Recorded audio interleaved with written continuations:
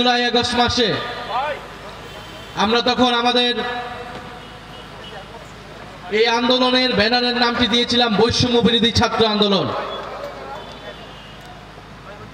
কারণ আমরা মনে করেছিলাম যে আমাদের যে আন্দোলন, আমাদের যে লক্ষ্য, সেটা কেবলই কোটা সংস্কারের জন্য নয়, কেবলই সরকারি চাকরির কোটা সংস্কারের জন্য নয়, বরং সরকারি চাকরিতে যে কোটা ব্যবস্থা, চাকরিতে যে বৈষম্য, সেটি সমাজের যে বৃহত্তর বৈষম্যমূলক ব্যবস্থা তারই একটি অংশ মাত্র। ফলে আমাদেরকে যদি লড়াই করতে হয়, সংগ্রাম করতে হয়, সেই বৈষম্যের বিরুদ্ধেই গিয়েই আমাদেরকে আন্দোলন গড়ে তুলতে হবে এবং সমাজের বৃহত্তর মানুষকে এই আন্দোলনের সাথে কানেক্ট করতে হবে, সম্পর্ক তৈরি করতে হবে।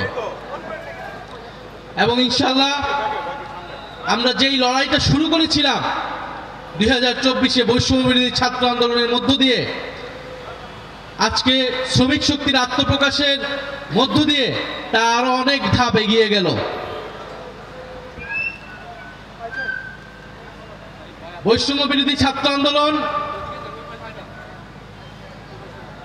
গণ অভ্যুত্থান সংগঠিত করেছিল, সামনে থেকে নেতৃত্ব দিয়েছিল, কিন্তু তা কেবলই সম্ভবপর হয়েছিল ছাত্র এবং শ্রমিকদের ঐক্যের মাধ্যমে।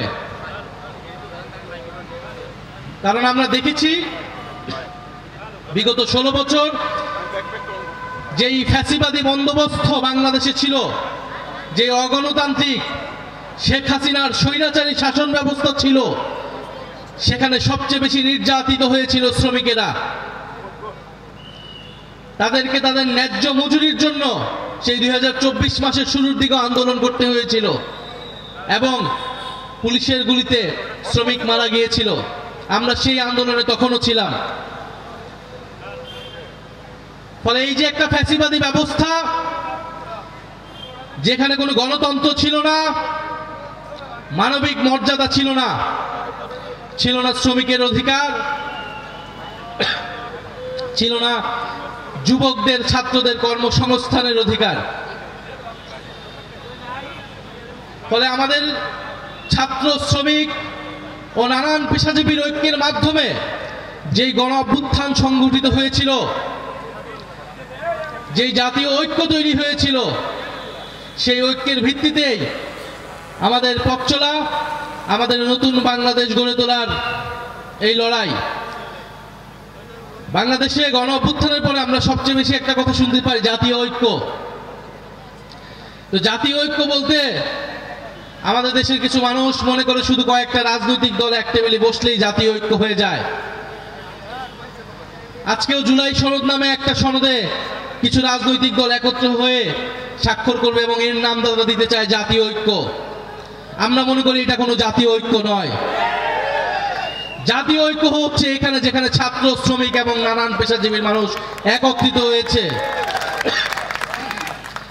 জাতীয় ঐক্য হচ্ছে তখন হয় যখন সমাজের নানান শ্রেণী পেশার মানুষ, সমাজের সব অংশের মানুষ তাদের একটি স্বার্থের ভিত্তিতে, দেশপ্রেমের ভিত্তিতে একত্রিত হয়ে লড়াই করে, যেটা আমরা দেখেছিলাম জুলাই গণ অভ্যুত্থানে। জুলাই গণ অভ্যুত্থানে আমরা কোনো রাজনৈতিক দলের ব্যানার দেখিনি, কোনো রাজনৈতিক পরিচয় দেখিনি। আমরা শুধু দেখেছিলাম ছাত্র, শ্রমিক এবং নানান পেশাজীবী যারা ফ্যাসিবাদী ব্যবস্থার বিরুদ্ধে লড়াই করছে। ফলে আমরা মনে করি আমরা সেই জাতীয় ঐক্যের পথেই আছি, সেই জাতীয় ঐক্যের দিকেই আমরা এগোচ্ছি, যেখানে ছাত্র, শ্রমিক কাঁধে কাঁধ মিলিয়ে লড়াই করবে, সংগ্রাম করবে। গণ অভ্যুত্থানের পরে অন্তর্বর্তী সরকারের সময় অনেকগুলো কমিশন হয়েছে। আপনারা জানেন শ্রম কমিশনও হয়েছে, কিন্তু এই শ্রম কমিশন নিয়ে আপনারা কোনো আলোচনা দেখেছেন? এই শ্রম কমিশন নিয়ে কোনো আলোচনা নাই। স্বাস্থ্য কমিশন নিয়ে কোনো আলোচনা নাই। মানুষের জীবনের সাথে যেই জনসেবামূলক প্রতিষ্ঠানগুলো জড়িত, যে রাষ্ট্রীয় প্রতিষ্ঠান জড়িত, তার সংস্কার নিয়ে কোনো আলোচনা নেই। শুধু নির্বাচন কেন্দ্রিক 6টি সংস্কার নিয়ে ঐক্যমত্য কমিশন গঠন হয়েছে, সেখানেও গণতন্ত্রের জন্য আমরা সবার সেই ভালো ইন্টেনশন দেখতে পারি নাই। ফলে আমরা মনে করি বাংলাদেশে যে গণতান্ত্রিক রূপান্তরের লড়াই আমরা শুরু করেছি, এর পাশাপাশি আমাদের যে অর্থনৈতিক রূপান্তরের লড়াই, যেটাকে আমরা বলেছিলাম বৈষম্য বিরোধী সমাজ ব্যবস্থা, ইনসাফ ভিত্তিক অর্থনৈতিক ব্যবস্থা, সেই ব্যবস্থার জন্য আমরা লড়াই করব। ছাত্র, শ্রমিক এবং পেশাজীবী সকল মানুষ একত্রিত হয়ে লড়াই করব। আমরা মনে করি বাংলাদেশের অর্থনীতিতে যে উন্নয়নের গালগল্প আমাদের শোনানো হয়েছে, যে প্রবৃদ্ধির গল্প আমাদের শোনানো হয়েছে, বাংলাদেশকে সেই উন্নয়ন কাঠামো থেকে বের করতে হবে।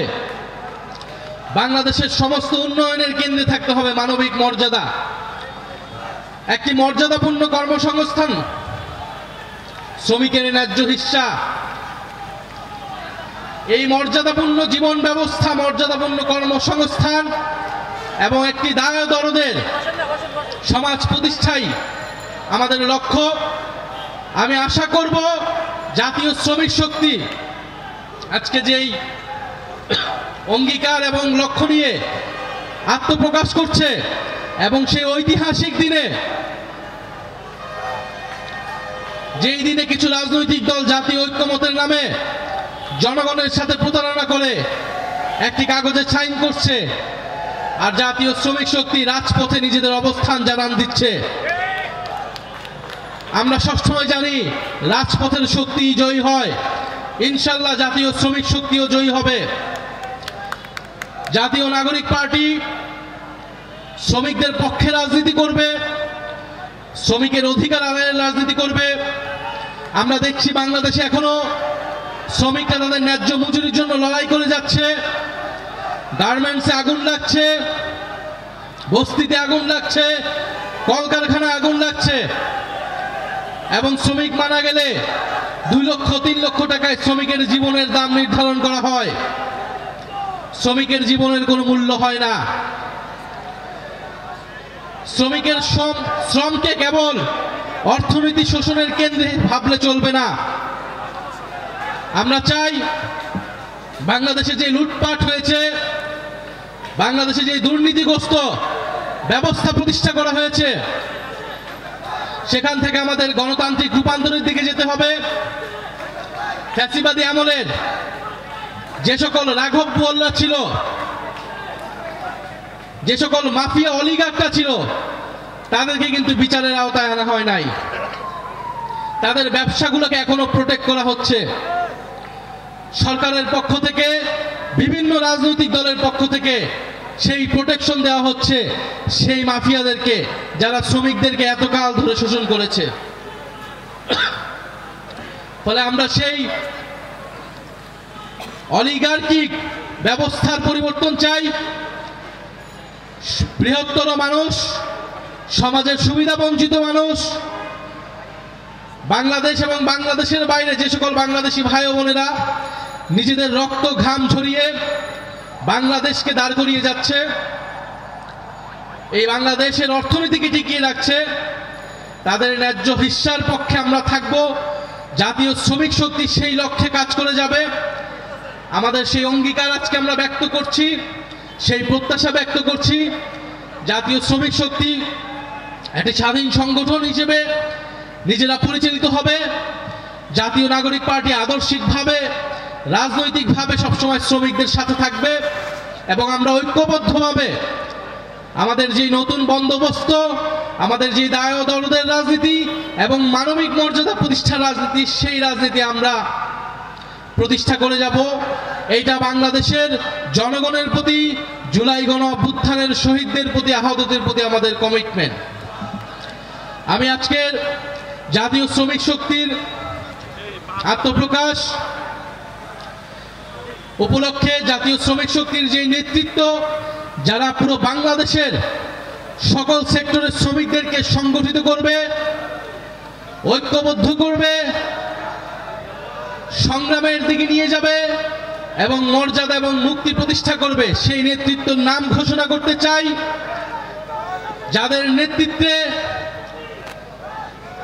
শ্রমিক ভাই বোনেরা একত্রিত হবে। জাতীয় নাগরিক পার্টির অন্যতম শক্তি হিসেবে যারা শ্রমিক সংগঠনকে নেতৃত্ব দিবে, জাতীয় শ্রমিক শক্তির মুখ্য সংগঠক হবেন শ্রমিক নেতা আরমান হোসেন। জাতীয় শ্রমিক শক্তির সংগ্রামী সদস্য সচিব হচ্ছেন শ্রমিক নেতা রিয়াজ মোর্শেদ।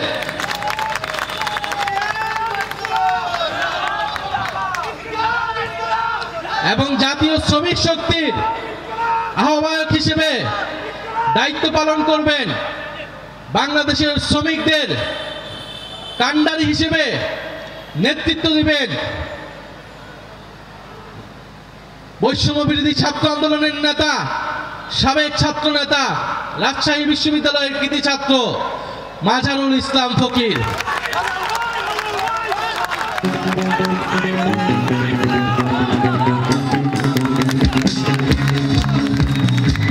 ইনকিলাব, ইনকিলাব, শ্রমিক শক্তি, শ্রমিক শক্তি।